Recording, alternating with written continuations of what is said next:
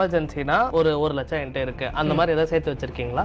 வச்சிருக்கேன் ஒண்ணு. அது எவ்வளவு இருக்கும்னு சொல்ல முடியுமா? அதுதான் நம்பிக்கை.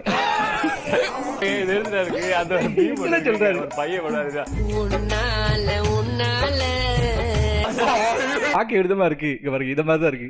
கேக்குற சாட்சி என்கிட்ட இருக்கு. என்ன சாட்சி?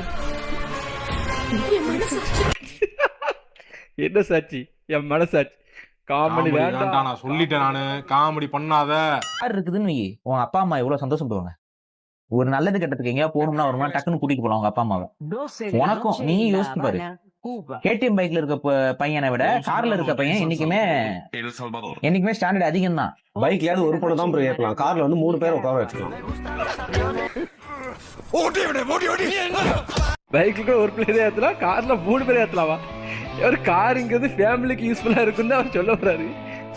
இவர் எங்கேயோ போறாரு வர்ற தலைவன், வேற ஒரு ரகம்டா. ஏண்டா நியாயமா பண்ணுங்கடா, அநியாயம் பண்ணாதீங்க. எப்பவுமே நம்ம பாதி பேசும்போது இவர் பக்கத்துல இருந்து ஏதாவது டிஃபரெண்டா கவுண்டர் கொடுப்பார்ல, இவர் ஏன் இருக்காருன்னு யோசிக்கவே மாட்டாரு. ஏதாவது டிஃபரெண்டா கவுண்டர் கொடுத்து நான் இருக்கேன் அப்படின்னு ப்ரூவ் பண்ணிட்டே இருப்பாரு.